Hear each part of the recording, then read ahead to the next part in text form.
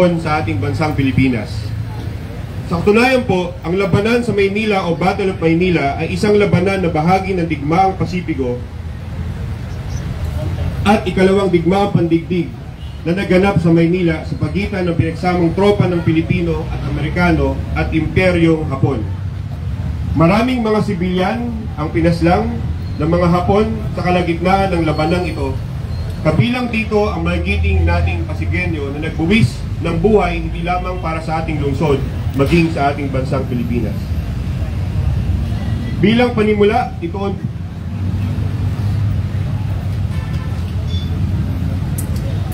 para bigyan po tayo ng isang makasaysayan na mensahe bilang bating panimula, tinatawagan po natin ang ating kinatawan sa mababang kapulungan.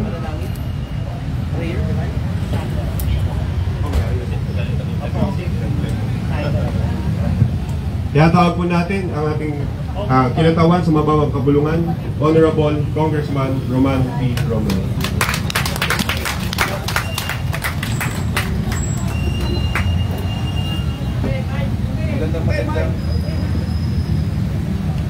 Magandang umaga po sa ating lahat. At syempre po kay Mayor Vico, Vice Dodot, sa lahat po na ating konsehal na nandito.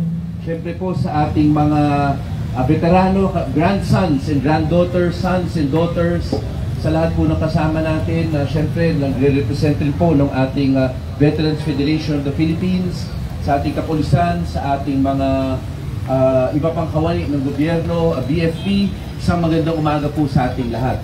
Unang-una po, napakaganda po ng pagsasama natin dito ngayong umaga dahil ginuginta po natin yung liberation ng lungsod ng Pasig noong panahon ng occupation ng World War II. Alam po ninyo, sa totoo lang, napaka-importante nito at sana ay marami pa rin po dumalo sa mga bagay na ito kasi ito yung mga panahon na kailangan po natin talaga ng tinatawag nating mga heroes eh. Kasi ngayon po talaga, with the media, with social media, minsan ang hirap po makahanap kung kanino tayo kukuha ng inspirasyon. Pero dito sa lungsod ng Pasig po, meron tayo mga nagbigay ng buhay para sa ating lungsod, para sa buong Pilipinas. Kaya sana po, tuloy-tuloy po yung pagbibigay po natin ng pugay sa ating mga tunay na bayani. At sana po, ay tularan rin po natin sila sa ating mga gawain. Kasi minsan po, ang dali po talagang mag-praise, magsalita ng maganda, pero sa gawa, hindi na po nangyayari. Hopefully po, ito na po yung hudyat para sa ating lahat sa palatuntunan na ito na siguraduhin na maisabuhay ang kadakilaan ng ating mga heroes. Muli po, mabuhay po ang lungsod ng Pasig. Maraming salamat po, Honorable Congressman Roman P. Romulo. Bilang mensahe naman po mula sa samahan ng Veterans Federation of the Philippines of Pasig, inaanyayahan po natin para magbigay ng kanyang mensahe, Mr. Antonio M. Amulong, ang kanilang pinuno sa Veterans Federation of the Philippines Pasig Chapter.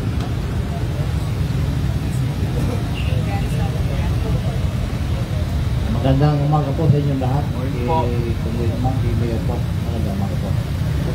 Kay General Esplana, magandang umaga. Kami po ay hindi inabot ng hapon, pero sa Mindanao, nakuha kami ng dugo. Bago sa dugo kami ng Mindanao. Pero ngayon, nandito kami para makaisa sa Algo Pasig. Yan ang po, magandang Thank you po, Sir Antonio.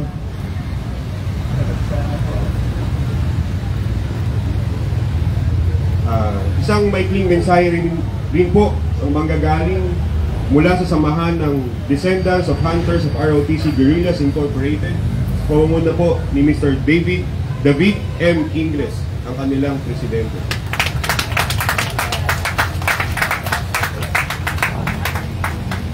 Mensahe rin po mula sa Board of Trustees ng World War II Veterans. Tinatawagan po natin si Mr. William B. Esplana.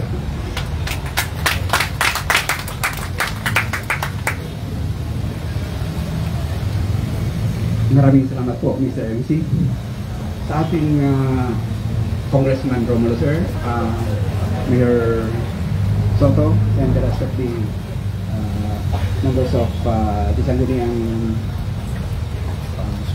Panlunsod, the police, the veterans, whom we are celebrating this affair today, sa lahat ng mamaya ng Pasig, magandang umaga po sa inyo lahat.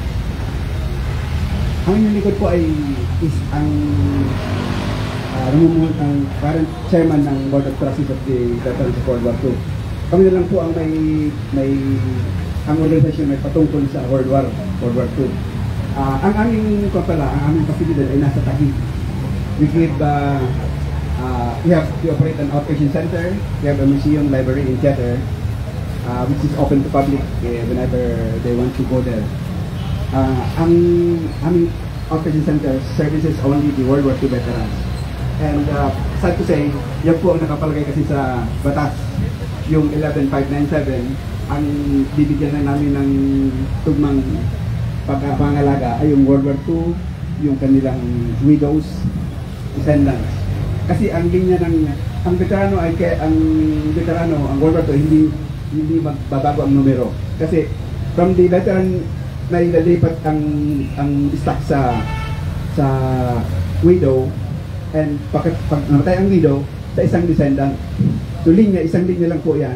Yung linya ng descendant naman na yun ang magmamana ng benefits. So, at any one time, there is always a constant nga pala ang number ng veterans. Kasi nakapanayam yan nakapalagay sa loan natin.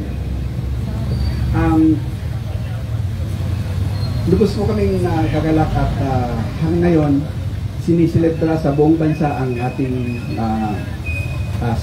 79th anniversary na ng liberation.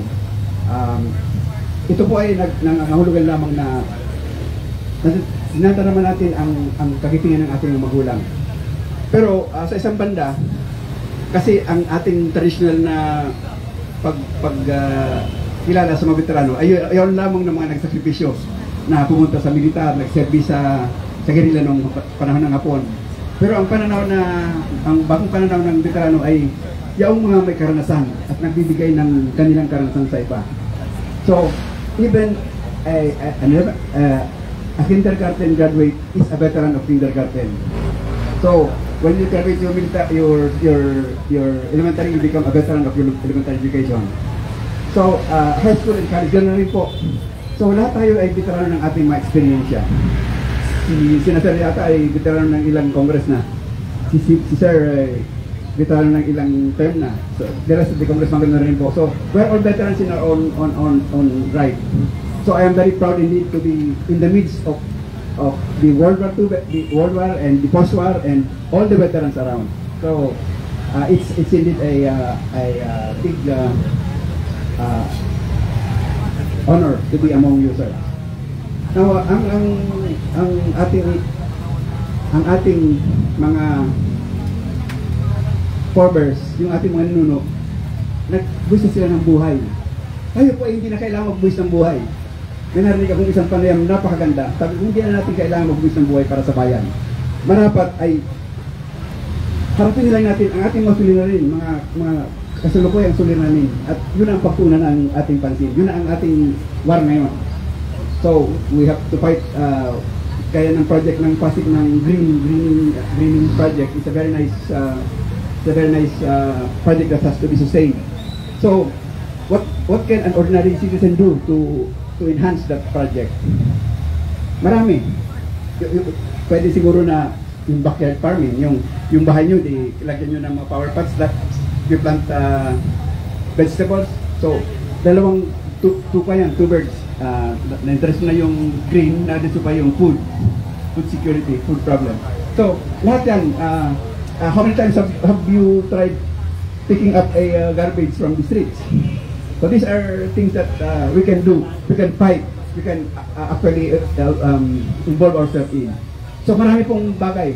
Everything that involves local security will soon be part of the national security problem. So if we cannot address them locally, chances are they will blow up into portions that will make us will make the problem harder. So ang panayam po ay includes everybody. So let's use all our lessons learned, our veteranism in productive use by addressing all the problems of the current problems outside today. So in that on that aspect, I bid everybody happy anniversary because we no longer have to be sad about our freedom. We should be happy about our freedom. So thank you very much and good day. Thank you po, Sir William, ng isang mensahe na makasaysayan at makamayuan. Ngayong umaga po ay tayo din po ay binigyan ng pagkakataon para makasama din po ang mga descendants, mga anak, apo, mula sa pamilya na kasama sa Hunters of ROTC Guerrilla. At isa rin na kasama din natin sa lungsod ng Pasig, sa Tourism Council at sa pamantasan ng lungsod ng Pasig. Tinatawagan po natin ang Vice Presidente ng Samahan ng Kasaysayan ng Samahan ng Kasaysayan ng Pasig, Dr. Nestor Castro.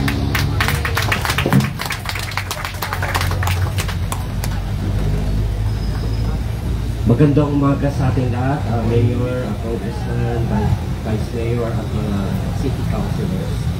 Magandang umaga rin sa lahat ng mga veteranong narito. Ngayong okasyon, pinagdiriwang natin ang Liberation ng Pasig. Ako narito ngayon, marami akong hat. Nasa pamantasan ng lungsod ng Pasig ako. Vice President ako ng Samahang Pagkasaysayan ng Pasig. Pero anak din ako ng isang veterano. So ang tatay ko si Manuel Castro na taga-Kapasigan, noong maggera siya ay second year college sa UP at tinawag ang mga ROTC para maging mga guerrilla. So siya ay naging miyembro ng Hunters ROTC Guerrillas.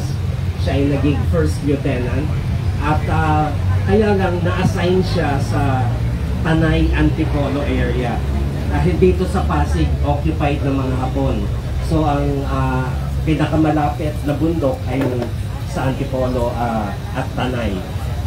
So isang okasyon na rin daw para parangalan ko ang aking sariling ama. Ang aking nanay naman ay captain ng Philippine Army, pero hindi siya taga-Pasig. Napangasawa niya yung tatay ko. Siya isang army nurse at naging pasyente niya ang tatay ko kung kaya sila nagkakilala. So, natutuwa ako na rito ang mga veterano bilang miyembro, opisyal ng Samahang Pagkasaysayan ng Pasig.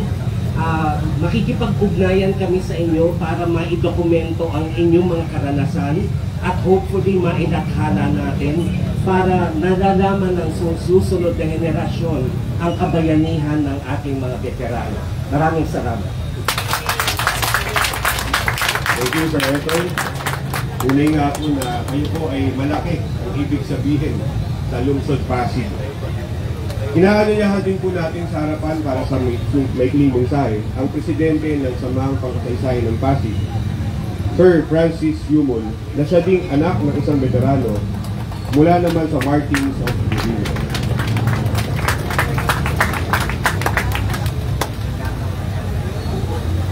Magandang umaga po sa inyo lahat, Mayor, Vice Mayor, Congressman, members of the City Council.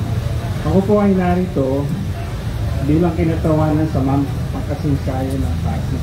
At the same time, bilang anak ko ng isang veteranong guerrilla under the Martins Guerrilla Group. Ang kwento po kasi ng tatay ko, batang-bata pa siya nung na-recruit sa Martins. Kasi during the occupation ng Pasig, yung mga kabataan, especially those working outside Manila, outside Pasig, hindi na sila nakauwi. Kasi you will either be recruited nung the other group, yung mga makapili. At yung father ko, napulitan siyang sumama. Very young. So yung area of operations nila was Rizal, just like the hunter. Martins Guerrilla is under the command of Agustin Martins. Dati pong attached to sa US Army noon. So, marami pong markings sa Pasig. Pinagbuhatan meron, marami. At saka sa ibang bangpang marami. Actually, isa yan sa pinakamaraming unit ng guerrillas. Ito po after nung pumasok na ang mga Americans coming from Southern Luzon, ang Martins Guerrilla po, they did the mapping up operations on some areas. Yung pong ilang detachment o ibang elements ng Martins Guerrilla were put o dinala sila sa Ibola. And the battle there, I heard, is a little bit bloody. Hindi ko lang po sure kung yung nakabatayog sa atin ay saang unit. So, sasamahan pang kahinsayan po ng Pasig, we would try to come up with the narratives o yung mga kwento na magbibigay halaga sa sakripisyo ng ating mga veteranong Pasig. Asahan niyo po yun sa aming samahan. So sa lahat po ng mga veterano at sa lahat ng mga taga-Pasigenya sa ating mga opisyal, magandang pong umaga, mabuhay po ang Pasig. Thank you, Sir Francis. Narito na din po para samahan tayo at magbigay ng kanyang mensahe mula sa samahan ng Descendants of Hunters ROTC Guerrillas Incorporated. Tinatawagan po natin Mr. David M.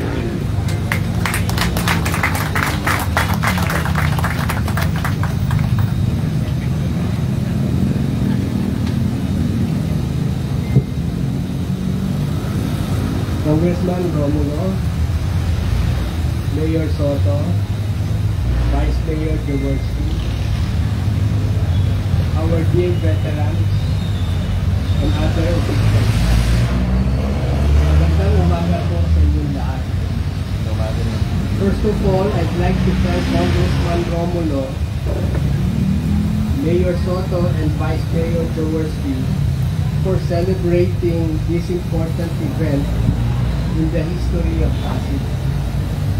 More importantly, giving due recognition to our beloved veterans for sacrificing their lives for the benefit of the local citizens of our community. I'd like to give more information on why Congressman Romulo named a building near the Rosario Bridge after the Hunters ROTC. On behalf of the descendants of Hunters ROTC guerrillas, we are eternally grateful to the Congressman's decision to name the building the Hunters ROTC guerrillas. During the war, the Hunters set up its base in Rosario, Pasig. This base served two purposes. One, it served as its intelligence office. It was a nerve center for disseminating information from Manila to the Rizal towns. It also served as the gateway for the Hunters' stolen ammunition from Manila-based schools, and these guns were distributed to Hunters based in the different towns of Rizal. All of these guns were transported to the Rosario Bridge, which was heavily guarded by the Japanese. They were able to transport the guns over the bridge when they knew the bridge was not guarded at all. Number 2, Rosario served as a safe haven for hunters. The people respected the hunters. That is why the overall commander of hunters, Adiboso, in between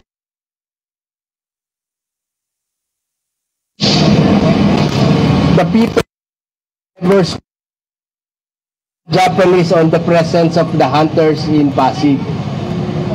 The people of Pasig love the hunters. Kaya itong mga estudyante at mga kabataan dito po, ang inyong mga ninuno ay bayani na rin. Kasi hindi sa ating mga veterano. Yan lang po ang gusto namin mapaabot. Ang ating ninuno, pati na rin yung mga kamag-anak nyo, mga bayani na rin po yan. Sana po, wag po nating kalimutan ang ating kabayanihan ng mga ating ninuno. Mabuhay po tayong lahat. Maraming salamat po. Pwede na po kayo. Thank you po, Sir David M. Ingles, sa isang makasaysayan at makabuluhang mensahe para sa araw na ito. Ating mga veterano, Veterans Federation of the Philippines, sa ating mga ibang bisita na nandito ngayong umaga, ating kapulisan, of course, ang Bureau of Fire natin na nandito din, ang ating mga kasama sa kawanin ng pamahalaan, isang pagpalang umaga sa ating lahat. As we celebrate the 79th anniversary ng World War II, araw ng kasagangan dito sa ating lungsod. Tama lang po na tayo magbigay pugay sa ating mga veterano ng lubos ng kanilang buhay, ng kanilang dugo, para ma-enjoy natin ang ating tinatawag na freedom sa araw sa ating bayan ngayon. Alam nyo, in a world where things have been changing, ang ating kabataan lalo na ngayon, ay iniisip ay palagi ang kanilang mga sariling rights. Sabihin na natin. Tama lang po, nabigyan natin importansya ang sakripisyo ng ating mga veterano because ang rights na na-enjoy po natin ngayon ay baliwala kung hindi po nag-buwis ng buhay ng ating mga veterano. At kung iisipin din natin, napakaswerte po natin ngayon dito sa ating bansang Pilipinas because of the freedom that we enjoy, compared to the freedom that people are fighting for in their own countries elsewhere in the world. Ang dami po na nakikipaglaban para maramdaman nila ang demokrasya na ngayon ay tila yatang we take for granted dito sa ating sa Pilipinas. So I think na timely yung request ni Sir Patrick kanina na ilipat natin ang ating marker. So para sa susunod, hindi lang po tayo na maliit na grupo ang mag-celebrate ng araw na ito, pero mahigit pa riyan, siguro maipaabot natin sa ating kabataan ang importansya ng mga binuwis na buhay ng ating mga veterano. Sapagkat kung nais natin talagang umusad bilang isang bayan, isang lipunan, kailangan po natin bigyang kahalagahan yung sakripisyo na ginawa ng ating mga ninuno. So today, nais ko pong bigyan ng pagpati muli at pasalamatan ang ating mga bayani na kung hindi dahil sa kanila, siguro sa araw na ito, hindi po ganito ang ating na-enjoy na demokrasya sa ating bayan. Muli po, isang mapagpalang umaga, congratulations po sa ating lahat at mabuhay ang ating mga veterano.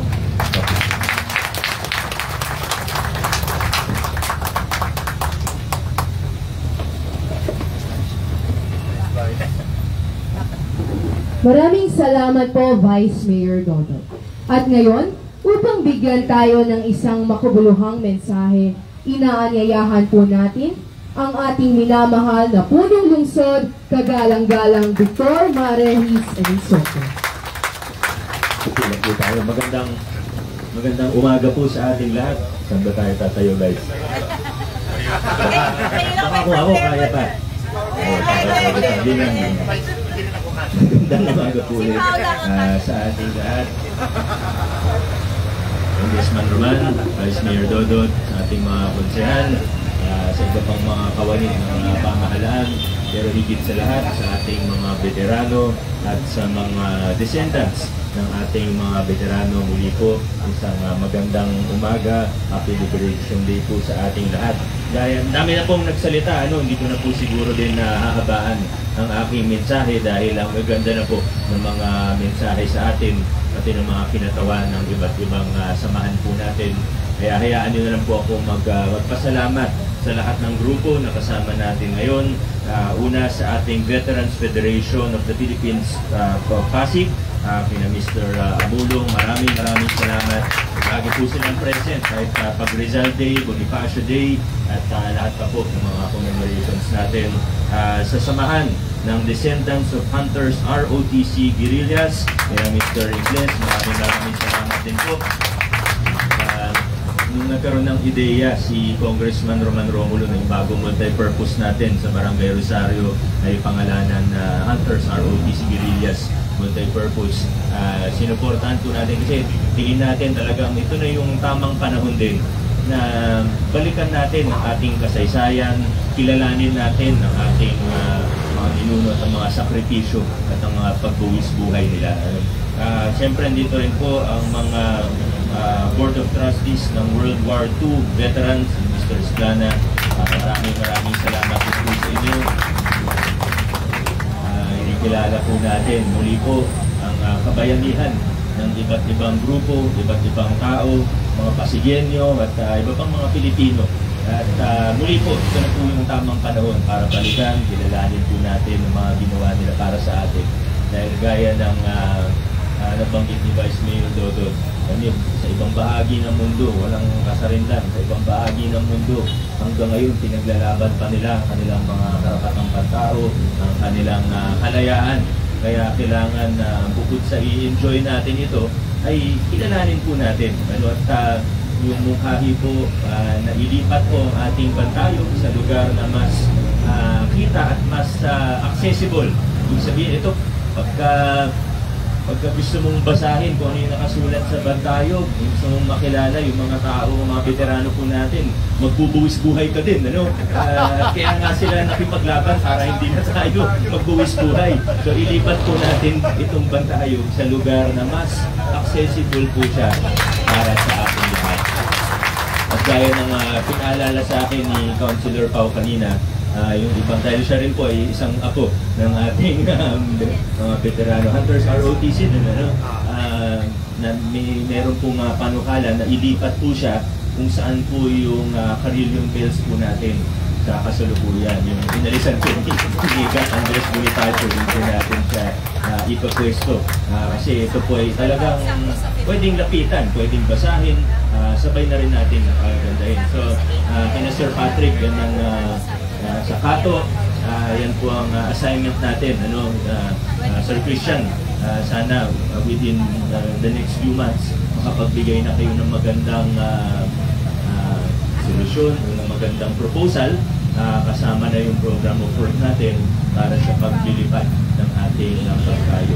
Sabi naman po, hindi na natin kailangan ng approval sa mga national bodies, kasi parang LGU, lang naman po talaga ito.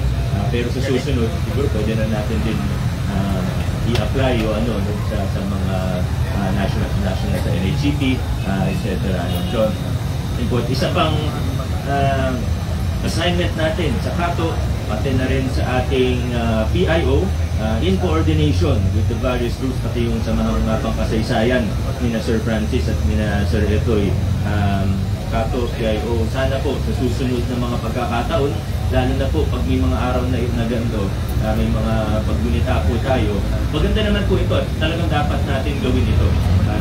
Pati yung mga ibang araw ng Kalayaan, araw ni Bonifacio, araw ni Rizal, dapat po talaga meron tayong event paggunita katulad nito, pero siguro higit pa ron para dumami pa ang nakakaalam, dumami pa ang matututo din mula sa kasaysayan para mas makilala pa natin ng mga veterano natin at iba pang event kaugnay po nito.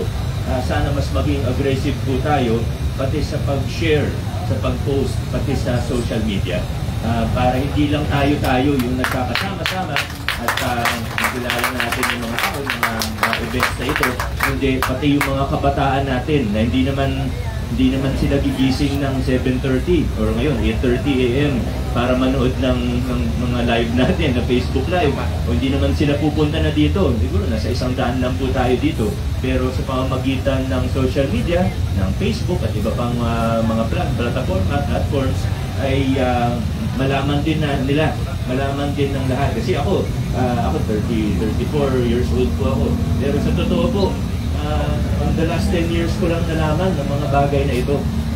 Kung bata ko, wala naman nagtuturo sa amin ito. O kung may tour, baka pag sa klase, baka hindi naman kami masyadong nakikinig. Hindi tayo masyadong nakikinig, di ba? Aminin natin. Pero sa pamamagitan ng social media, mas marami pa po. At napaka-importante, ito rin naman yung punto ni Kong Roman kanina, mahalaga na meron tayong mga tinitingnan na bayani. Bukod sa matututo tayo, ay pwede natin silang gawing halimbawa at ma-emulate natin ang kanilang halimbawa.